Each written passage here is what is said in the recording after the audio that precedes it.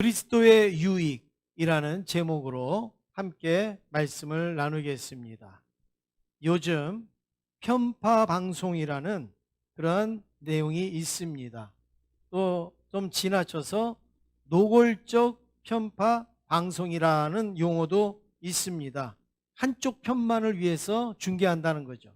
한쪽 편만을 위하여서 해설을 한다는 것을 바로 편파 방송이라 말하는데, 쉽게 예를 들면 우리 편이 차면, 축구를 할 때 우리 편이 차서 골대를 넘어가면 어떻게 중계를 합니까?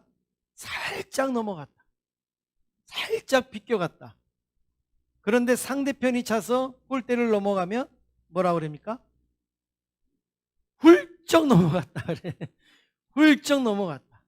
똑같이 넘어갔는데 우리 편이 찼으면 아주 살짝 아깝게 넘어갔고, 상대편이 찼으면 훌쩍 택도 없이 넘어갔다, 이렇게 말하는 거, 이게 편파 중계라고 할 수 있겠죠.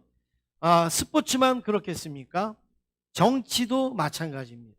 우리 편이 하면 안타깝고 또 억울하고, 상대편이면 쌤통이고 잘 됐고 하는 이런 정치. 그래서 내로남불, 나는 괜찮고 너는 안 되고 하는 그런 내용들이 있고, 경제도 마찬가지고, 우리의 일상생활에서도 이런 편파적인 부분들이 많이 있죠. 그래서 엘리베이터를 타고 내가 지금 올라가려고 하는데 누군가가 막 뛰어와서 문을 탁 열면 은근히 짜증이 나는 거죠. 나 지금 빨리 가야 되는데 좀 엘리베이터를 잡았어. 근데 반대로 내가 이제 딱 엘리베이터를 타려고 하는데 누군가가 떠나려고 막 해갖고 내가 잠깐이요 그리고서 막 달려오는데 냉정하게 문을 탁 닫고 착 올라가면 그 사람 참 야박하네, 그 사람 참 인색하네, 우리는 이런단 말이에요. 여러분, 이게 뭐예요? 내가 먼저 타고 있을 때나 아니면 나중에 타려고 할 때에 우리의 입장이 달라지잖아요. 그게 뭐예요? 그게 바로 편파의식이라는 거예요. 편파의식. 오늘 저도 그런 의식이 있을 수 있고 여러분도 그런 의식이 있을 수 있습니다. 그런데 이 편파의식은 왜 있느냐? 내 위주로 생각하니까 그래요. 나의 유익만을 생각하니까 그래요. 나의 유익만을 생각하니까. 내 위주로 생각하니까. 내 중심으로. 그래서 이게 어떻게 보면 인간의 기본적인 속성일 수도 있어요. 어릴 때에 여러분 밤에 길을 쫙 가면서 하늘을 보면 뭐가 떠 있어요? 뭐가 떠 있어요? 둥근 달이 떠 있어요. 그러면 그 아이가 한참 가다가 쳐다보고 뭐라 그래요? 저 달은 왜 나만 따라와? 저 달은 왜 나만 따라와? 그런데 여러분, 달이 나를 따라오는 겁니까? 달은 그대로 있는 거예요. 내가 그렇게 생각하는 거예요. 그게 우리 사람이 기본적인 생각, 내 위주로 생각하는 거예요. 내 유익한 대로 생각을 하는 거예요. 그래서 우리가 어디를 가도, 차를 몰아도, 어디 자리에 앉아도 뭘 해도 어떻게 해요? 다른 사람이 어떻게 하면 편할까? 다른 사람이 어떻게 하면 도움이 될까? 다른 사람이 어떻게 하면 불편하지 아니할까를 생각하는 게 아니라 내가 어떻게 하면 편할까? 내가 어떻게 하면 불편하지 않을까? 여러분, 그 교회가 좋은 교회인지 안 좋은 교회인지는 자리 앉는 거 보면 금방 아는 거예요. 어디 낯선 데 가가지고 자리를 앉으려고 할 때에 불편하게 하는 교회는요, 그 교회는 좋은 교회가 아니에요. 그런데 모르는 사람, 낯선 사람, 또 늦게 오는 분들이 앉기 편하도록 하는 그 교회가 좋은 교회입니다. 그래서 기존에 일하시고 그리고 앞장서시는 분들은 일찍 와갖고 미리미리 내가 또 불편하지 않는 자리에 앉아서 나중에 오시고 처음 오시고 새로 오시고 낯선 분이 오셔서 앉을 수 있도록 그렇게 준비를 잘 하는 교회가, 그게 훌륭한 교회라는 말이에요.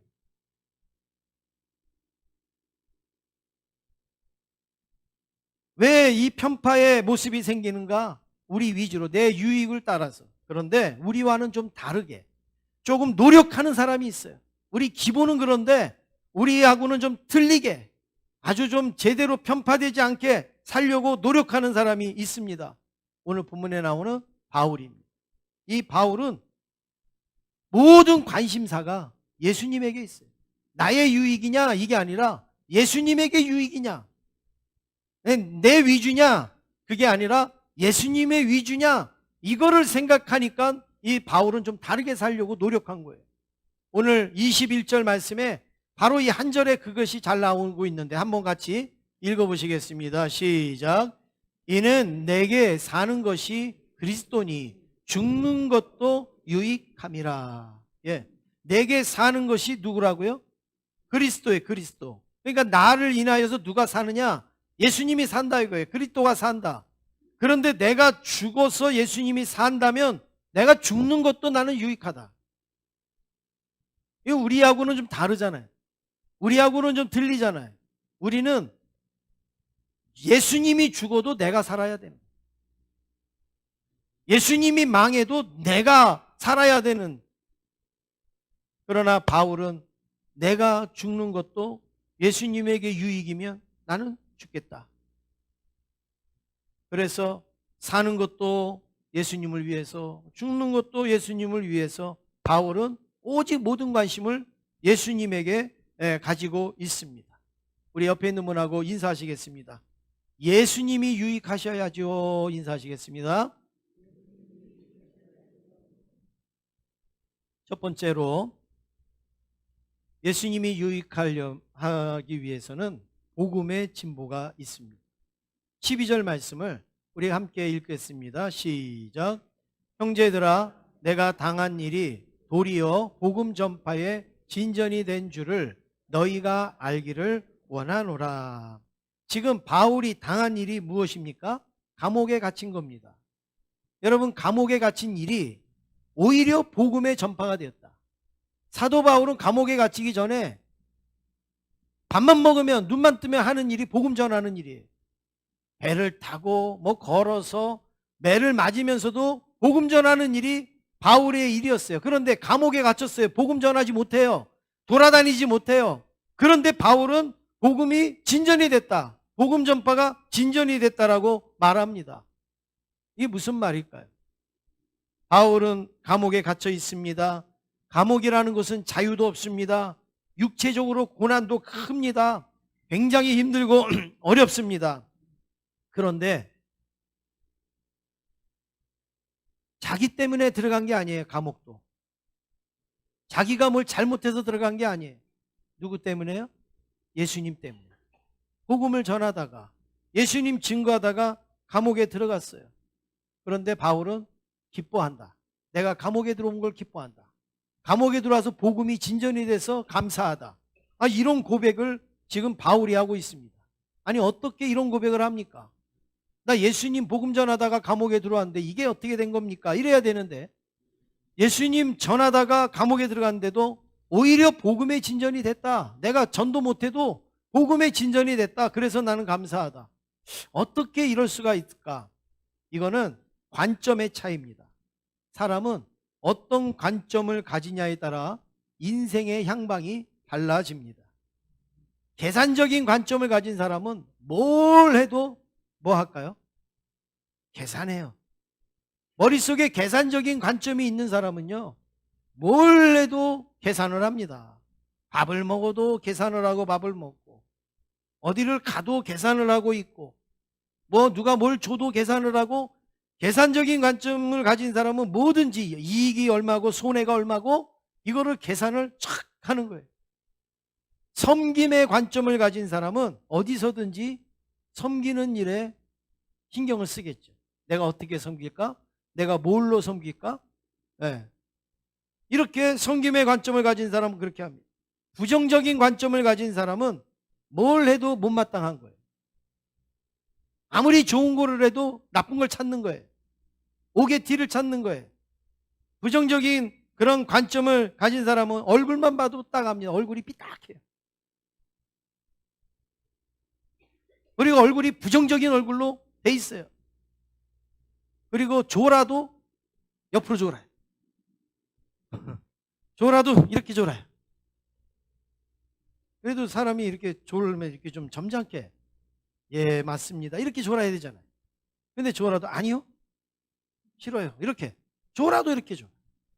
부정적인 사람은 회의를 하고 끝나고 나면 뭐가 생겨요? 회의가 생겨요. 이놈의 회의는 하지 말아야지 이러면서 회의가 생긴단 말이에요. 근데 반대로 긍정적인 관점을 가진 사람은 뭐든지 좋게 여깁니다.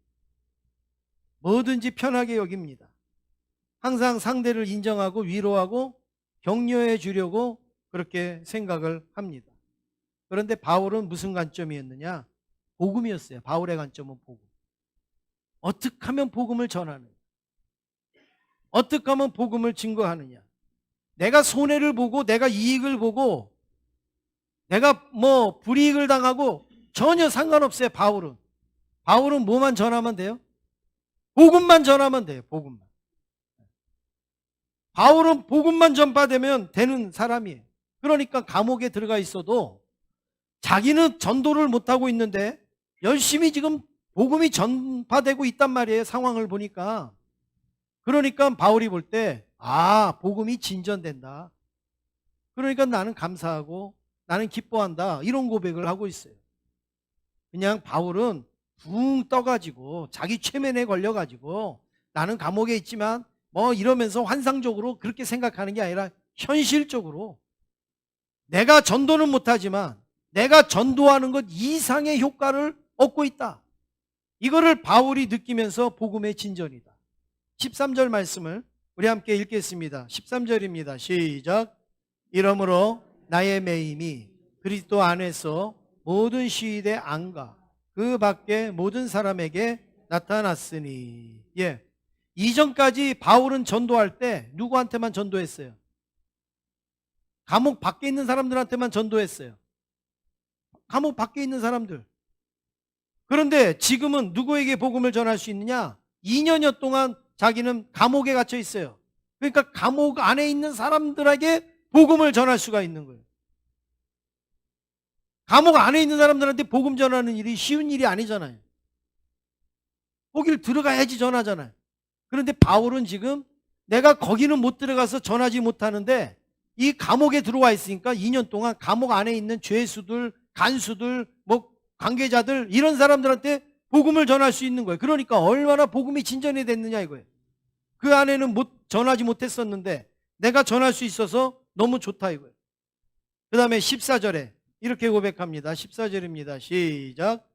형제 중 다수가 나의 매임으로 말미암아 주 안에서 신뢰함으로 겁없이 하나님의 말씀을 더욱 담대히 전하게 되었느니라. 이게 무슨 말씀인가 하면 바울이 복음 전하자고 할 때 옆에 같이 있던 사람들이 나 싫어, 나 창피해, 나 부끄러워, 나 피곤해, 나 힘들어.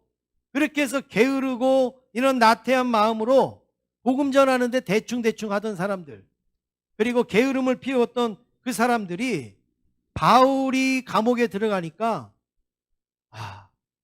바울이 복음을 못 전하네. 그러면 누구라도 전해야 돼요? 나라도 전해야지. 그리고서 복음을 열심히 전한다는 거예요.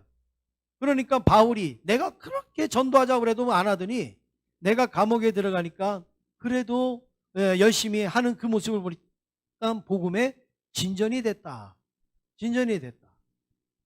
그것뿐만이 아니라 15절에 보면 어떤 이들은 투기와 분쟁으로, 어떤 이들은 착한 뜻으로 그리스도를 전파하나니 이랬습니다. 어떤 사람들은 투기하는 마음으로, 분쟁하는 마음으로 착하게 하는 사람도 있지만 그런 사람도 있었다는 거예요. 시기하는 사람들은 항상 어떻게 움직이는가? 반대로 움직입니다. 시기하는 사람은 반대로 움직여요. 반대로. 이 사람이 이리 간다 그러면 시기하면 나는 이리 가는 거예요. 그렇죠? 이 사람이 이 꽃이 참 예쁘다 그러면 나는 이 꽃이 미워지는 거예요. 싫어지는 거예요. 시기하는 사람이 나는 만두 먹고 싶다 그러면 나는 칼국수 먹고 싶다. 이렇게 사람은 시기하는 사람하고 반대로 움직이는 거예요. 사람은 반대로. 그러니까 바울이 복음을 열심히 전하는데 시기하는 사람이 어떻게 했을까요? 감옥에 들어가기 전에 바울이 열심히 복음을 전할 때 시기하는 사람은 어떻게 했을까요? 예, 딴짓했겠죠. 바울, 너 열심히 전해. 나는 안 해. 그랬을 거 아니에요. 그런데 바울이 감옥에 들어갔어요. 그러면 이제 시기하는 사람은 뭐 할까요? 이제 바울이 안 하니까 이제는 내가 해야지. 그리고서 막 나와갖고 막 예수 믿으세요 이러면서 전도를 한다는 거예요. 그러니까 바울이 보니까 야, 저 사람들 시기해갖고 협조도 안 하고 나 미워하고 그러더니 이제 내가 감옥에 들어오니까 나보다 더 열심히 하네? 잘 됐다. 네. 우리는 그렇잖아요. 흔히 속상하다.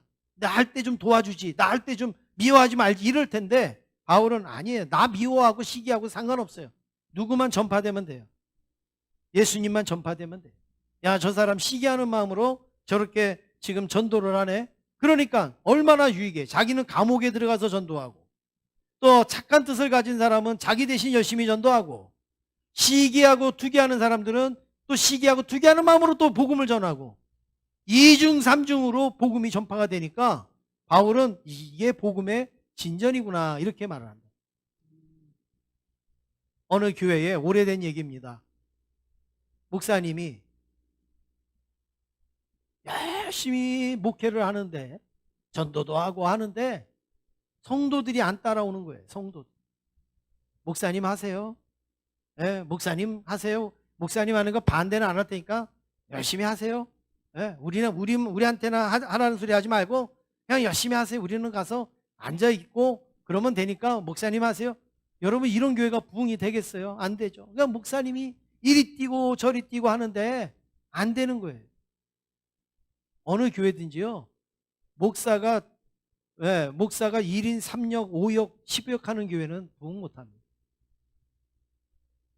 성도가 하나씩 맡아서 해야지 부흥이 되지. 목사가 뭐 아무리 뭐 뛰어나고 뭐 하고 해갖고 1인 3역, 5역, 10역을 하면 잘 될 것 같은데 안 그래요. 전부 뭐예요? 목사님 하세요. 이래요. 근데 그 교회도 목사님 하세요 이러고 협조를 안 하는데 목사님이 어느 날 이제 교회 차량을 운행을 하는 거죠. 차량을 운행을 막 하다가 갑자기 골목에서 튀어나온 사람이 있어서 치였어요. 인사사고를 냈어요. 그래서 어떻게 합니까? 감옥에 들어갔어요. 이 실제입니다. 실화입니다. 감옥에 들어가서 몇 달을 거기에서 형을 치르고 그리고 이제 나오는데 목사님은 감옥에 들어가서 무슨 걱정할까요? 교회 걱정하죠. 내가 사방팔방으로 뛰어도 참 교회가 힘들었는데 부흥도 안 되고 그랬는데 지금 몇 달 내가 교회에 지금 이러니 성도들 다 흩어졌을 거고 지금 뭐 교회 꼴이 뭐가 됐겠는가 그런 마음으로 늘 안타까워하다가 이제 나와서 교회 가서 예배를 딱 드렸는데 깜짝 놀라요. 2배가 와 있는 거예요. 2배가. 성도들이.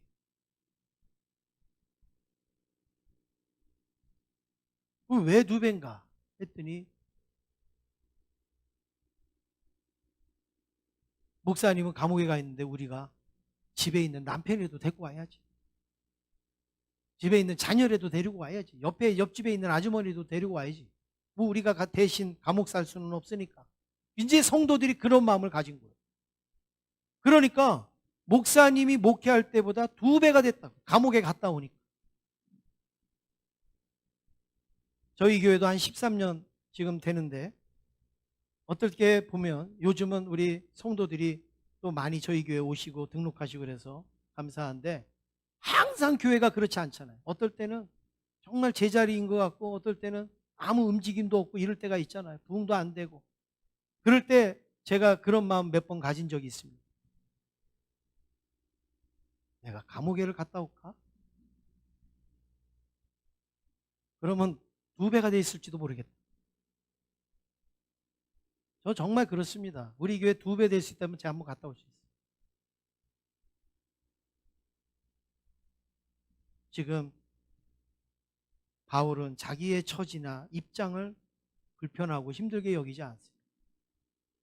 복음이 전파되는 거예요. 복음이 증거되는 거예요. 두 번째로 선한 열심을 우리에게 보여줍니다. 바울은 여기에서 그치지 않고 더 적극적인 그 관심으로 나아갑니다. 20절 말씀 함께 읽겠습니다. 20절입니다. 시작.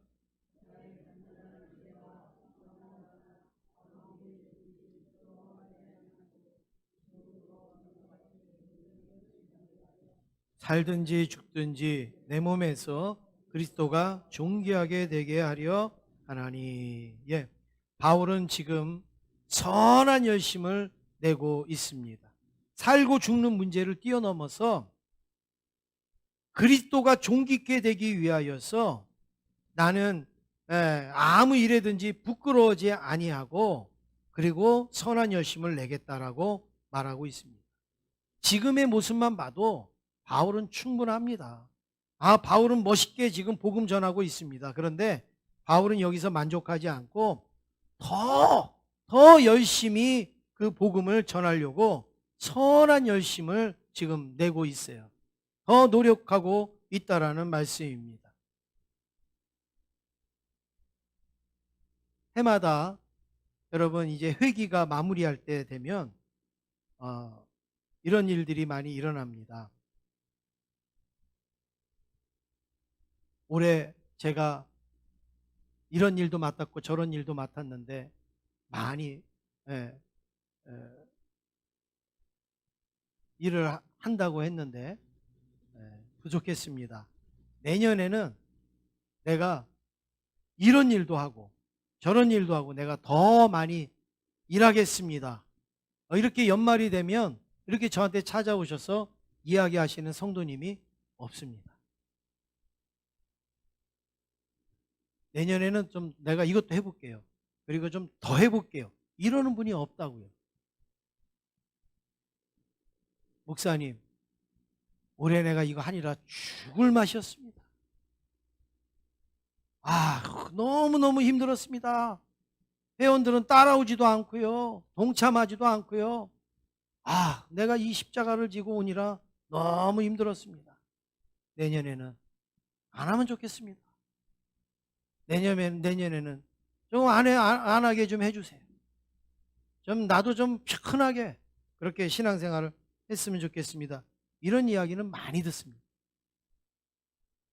그런데 오늘 사도 바울을 보면 사도 바울은 감옥에 있으면서도 더 열심히 하겠대요. 감옥에 있으면서도 나의 간절한 기대와 소망이 뭐냐? 그리스도가 존귀케 되는 게 원하는 거다. 이거를 지금 사도 바울이 고백을 하고 있다라는 거예요. 하나님의 일을 누가 시켜서 합니까? 하나님의 일을 누가 맡겨서 합니까? 지금 바울이 지금 감옥에 가는 사명을 받았습니까? 감옥에 가는 무슨 직분을 얻었습니까? 예수님 때문에 감옥에 들어갔음에도 불구하고 바울은 그것도 부족해서 내가 더 섬기기를 원하고 더 열심히 하나님의 일을 하기를 원합니다. 이렇게 구하고 있다는 거죠. 쥐가 있습니다. 쥐. 이 쥐가 고양이만 보면 작아지는 거예요. 자기가. 무서운 거예요. 고양이만 보면 무서운 거예요. 고양이만 보면 막 벌벌벌벌 떨리는 거예요.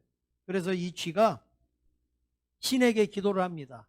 신이시여 나를 고양이로 만들어 주십시오. 그래야 고양이 앞에서 떨지 않으니까. 그랬더니 신이 그래? 그러면 너 고양이가 되라. 그래 딱 고양이가 됐어요. 그랬는데 고양이가 되니까 너무 좋은 거예요. 그런데 호랑이를 보니까 또 무서워갖고 못 살겠는 거예요. 그래서 또 기도를 합니다. 신이시여 기왕이면 나를 호랑이로 만들어 주십시오. 그러면 내가 무섭지 않겠습니다. 그래? 그러면 너 호랑이가 되라. 호랑이를 딱 만들어줬어. 얼마나 좋아요. 그런데 호랑이가 됐는데 총을 든 사냥꾼을 보면 또 벌벌벌 떨리는 거예요. 저 사냥꾼이 언제 날 쏠지 모르는 거예요. 그래갖고 무서워갖고 호랑이가 됐는데 여러분 저 호랑이가 얼마나 늠름합니까? 그런데 호랑이가 됐는데도 사냥꾼만 보면 벌벌벌 떠는 거예요. 그러니까 신이 너는 쥐의 심장을 가졌기 때문에 호랑이로 만들어줘도 너는 호랑이 역할을 못하는구나. 그러니까 넌 다시 네 원래의 모습으로 가라. 그리고서 쥐로 만들었다는 거예요. 신이. 이건 하나의 이야기입니다. 여러분, 이 내용이 무슨 내용이에요? 등치만 커진다고 되는 게 아니에요. 손만 잡는다고 되는 게 아니라는 거예요. 우리의 가슴도 커져야 되고 우리의 심장이 커져야 되고 우리의 어떤 속이 커져야지 등치만 커진다고 되는 게 아니라는 말씀입니다. 지금 사도 바울이 바로 그거예요. 자기를 크게 보이려고, 자기를 잘나게 보이려고 하는 게 아니라 자기의 가슴을 크게 해달라는 거예요. 간절한 기대와 소망으로 그리스도가 존귀케 되도록 나를 사용해달라고, 선한 열심을 나타나게 해달라고 자기에게 주신 은사와 그 달란트를 썩히지 않고 은사와 그 달란트를 마음껏 활용해서 하나님을 위해서 사용하게 해달라고, 그렇게 지금 바울이 감옥에서 부르짖고 있다라는 말씀입니다. 사랑하는 성도 여러분, 오늘 우리도 하나님 앞에 고양이가 되게 해달라고, 호랑이가 되게 해달라고 기도할 게 아니라, 비록 내 모습은 쥐의 모습이지만 고양이와 같은 담력을 갖게 해달라고, 호랑이와 같은 용기를 갖게 해달라고 하나님 앞에 기도할 수 있기를 원합니다. 비록 나는 부족하고 연약하지만 내가 하나님의 선한 일을 위하여서 아름답게 쓰여지는 큰 그릇이 될 수 있게 해달라고 하나님 앞에 기도할 수 있기를 원합니다. 옆에 있는 분하고 인사하겠습니다. 선한 열심을 크게 하세요. 인사하시겠습니다. 네. 마지막으로 감당할 힘을 얻기 위해서, 그러면 우리가 이것을 감당하려면 어떻게 해야 되느냐? 두 가지가 필요합니다. 뭐 많지도 않습니다. 오늘 두 가지만 우리가 가지고 가시면 되는데, 첫 번째는 하나님의 은혜가 필요합니다. 19절 말씀 같이 읽으시겠습니다. 19절입니다. 시작.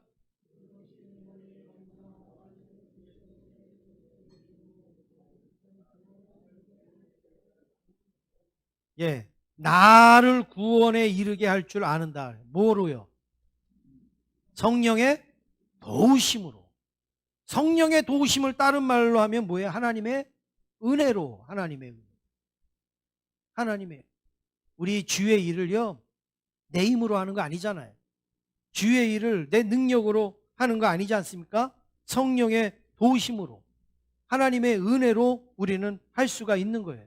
예배를 드리는 것도 하나님의 은혜로 할 수 있는 거예요. 섬기는 것도 하나님의 은혜로 하는 거예요. 일하는 것도 하나님의 은혜로 하는 겁니다. 그런데 은혜가 아니니까 거기에서 스트레스를 받는 거예요. 거기에서 시험도 얻게 되고 거기에서 짜증도 나게 되는 거예요. 하나님의 은혜로. 하나님의 은혜로 우리는 할 수 있는 거예요. 두 번째는, 이건 뭐 우리가 다 아는 거니까. 근데 두 번째는 노력입니다. 우리의 노력. 우리가 힘써야 되는 거예요. 사도 바울이 감옥에 앉아서 하나님의 은혜로 되는 겁니다. 복음 전하는 거는 하나님의 은혜로 할 수 있습니다. 그러고만 있지 않았습니다. 바울은 감옥에서도 복음을 전하기 위해서 최선의 노력을 다하고 있습니다. 고린도전서 15장 58절에 이렇게 고백합니다. 우리 같이 읽어보시겠습니다. 시작. 그러므로 내 사랑하는 형제들아, 견실하며 흔들리지 말고 항상 주의 일에 더욱 힘쓰는 자들이 되라. 아멘. 여러분, 지금 바울이 뭐라고 고백합니까? 흔들리지 말고 견실하여서 항상 주의 일에 어떻게 하는 자가 되라고요? 힘쓰는 자가 되라. 항상. 어저께까지 힘쓰고 오늘은 빼는 게 아니라 어저께도 힘쓰고 오늘도 힘쓰고 내일도 힘쓰고 항상 힘써요. 항상. 성도는 하나님의 은혜도 바라봐야 하지만 주의 일에 힘을 써야 돼요. 주의 일에 열심을 내야 돼요. 예배 드리는데 열심을 내고 기도하는 일에 열심을 내고 뭐가 있습니까? 복음 전하는 일에 열심이고, 또 섬기고 순종하는데 우리가 열심히 하는 것이죠. 얼마 전에 한 목사님이 저한테 주보를 인쇄를 해달라고, 이제 어디를 가는데 인쇄할 시간이 없으니까 저한테 주보를 좀 인쇄를 해달라고, 그래서 파일을 줘가지고 제가 그 주보를 인쇄를 해드리는데 10장 인쇄하는 겁니다. 주보. 여러분, 주보를 10장 인쇄하면 그날 예배 드릴 사람이 몇 사람인지 여러분 대충 짐작이 가죠? 네, 한 대여섯 사람 뭐 예배 드리겠죠. 네. 그래서 10장 그 주보를 인쇄달라서 인쇄를 딱 하고서 제가 우리 여기 사무간사 집사님하고 그걸 보면서 물어봤어요. 이 주보를 보고 느끼는 게 뭐가 있느냐 물어봤더니 얘기를 하는데 제가 생각한 그대로 이야기를 하더라고요. 대여섯 명 예배 드리면 주보 안 만들어도 될까요? 안 될까요? 예? 우리가 현실적으로 한번 생각해 보자고. 대여섯 명 예배 드리는데 주보 여러분 만들 필요가 있을까요? 없을까요? 만들어야 되지만 현실적으로 보면 안 만들어도 하나도 불편한 거 없어요. 자, 내일은 집사님이 기도하세요. 그 다음 주에는 집사님이 기도. 앉은 자리에서 다 끝나잖아요. 그냥. 할 게 뭐 있어요, 그냥. 사실 그렇잖아요. 사람이 많으면 이 주보도 어떤 교회는, 우리 어머니 교회는 주보가요, 책이에요, 책. 그냥 뭐 11조 명단서부터 뭐 감사금 명 해갖고 막 책이에요, 책. 아주 글씨도 깰만해 같아가지고 뭐 이래요. 왜 교회가 크면 주보도 커지고 많아지고 양도 그렇지만 교회가 적으면 사실 뭐 종이 쪽지 하나에다가 이렇게 해도 뭐 누가 뭐라고 그러겠습니까? 근데 제가 그 주보를 딱 보는데 진짜 막 이 안에 막 빼곡하게 들어가 있는 거예요. 매주마다 성경 읽을 거, 뭐 할 거 해갖고 쫙 들어가 있는 거예요. 제가 그걸 보면서 성도는 몇 명 안 되지만 열심이다, 목사님이 열심히. 그걸 느낄 수 있는 거예요. 사람 몇 명 안 된다고 그냥 다 제쳐놓고 할 수도 있는 거예요. 우리 누가 그거 주보 검사하지도 않고 말하지도 않잖아요. 그런데 그 주보 몇 분 안 되는 분을 위해서 한 걸 볼 때 참 열심히. 우리가 열심을 낼 때 열매가 나오는 거는 뭐 신나갖고 열심을 낼 수 있죠. 성과가 나오는 거는요 재밌게 열심히 할 수 있죠. 내가 열심을 하나 했는데 10개가 나와봐요. 얼마나 신나겠어요. 그런데 10개 열심을 냈는데 한 개도 안 나온다. 여러분 그게 쉽겠냔 말이에요. 우리 여기 장로님 주일마다 운행을 막 하시는데 가는 데마다 타면 힘이 나시죠. 근데 한 명도 안 타고 온 적이 있으신가요? 그건 없으시죠. 그래도 네, 제가 새벽에 운행할 때 한 명도 없이 온 적이 있어요. 그리고서 설교하려고 그러면요. 무슨 맛일까요? 네. 사람이 근데 만약에 내가 갔는데 막 차가 모자라요. 자리가 모자라요. 막 그렇게 타면 어때요? 힘이 막 나잖아요. 막 네, 힘이 솟구치지 않습니까? 그렇게 해서 힘나는 거는 누구나 다 나는 거예요. 그런데 열매가 없고 그리고 나타나는 게 없어도 나는 감옥에 있어도 열심을 내는 거는 이거는 보통 일이 아니라. 근데 바울은 왜 그랬느냐? 이게 그리스도의 유익이기 때문에. 그리스도가 존귀케 되는 거기 때문에. 내 입장, 내 처지, 내 환경 생각하면 뭐 해도 그만이고 안 해도 그만이고 뭐 많이 해도 그만이고 적게 해도 그만이겠죠. 그런데 내 열심으로 그리스도가 유익이 된다면 나는 그렇게 하겠다. 이게 사도 바울의 모습이었습니다. 중국에 가면 황제의 정원이라는 연못이 있다고 합니다. 거기에 얽힌 이야기를 중심으로 쓴 책이 있어요. 여러분 혹시 읽어보셨는지 모르지만 핑이라고 하는 책입니다. 핑. 이 핑이 개구리의 그 이름을 이야기를 하는데 이 개구리에 대한 이야기가 바로 이런 겁니다. 연못이 가뭄으로 몇 년 가뭄으로 인해서 점점 줄어들어요. 점점 말라가요. 그러니까 이제 개구리들이 점점 살기가 힘들어져요. 물이 줄어드니까. 그러니까 누가 얘기를 하는 거죠. 여기 있다가는 말라 죽는다고. 저기 큰 강을 건너가면 황제의 정원이라는 곳이 있는데 거기 가면 걱정 없이 살 수 있는데 여기 있다가는 말라 죽는다. 그런데 문제는 큰 강을 건너가는 게 문제예요. 개구리가 무슨 힘으로 큰 강을 건너겠어요? 개구리나 건너가고 이러지 큰 강을 어떻게 가겠어요? 그러면 내가 큰 강을 어떻게 갑니까? 그러니까 훈련을 해야지. 그러니까 연습을 해야지. 그때서부터 이 핑은 훈련을 합니다. 헬스도 다니고 달리기도 하고 막 근력 훈련도 하고 막 합니다. 막 뼈를 깎는 아주 혹독한 훈련을 합니다. 그래서 결국 그 강을 건너서 황제의 정원에 거기에 딱 들어가서 거기서 아주 유영을 하는 거죠. 유영을 아주 유유히 헤엄을 치면서 거기서 즐기게 되었습니다. 그때 이 핑이 위대한 진리를 깨닫고 이렇게 고백합니다. 열망하고 그리고 내가 힘있게 움켜잡고 하면 유영할 수 있다. 다 사람은 유영하고 싶은 거예요. 다 사람은 그냥 누리고 싶은 거예요. 근데 그러기 전에 열망도 해야 되고 움켜잡는 그런 내가 훈련도 해야 되고 연습도 해야 그 일을 할 수 있다라고 이 책에서는 이야기를 하고 있습니다. 하나님의 일 해야죠. 주의 일 해야죠.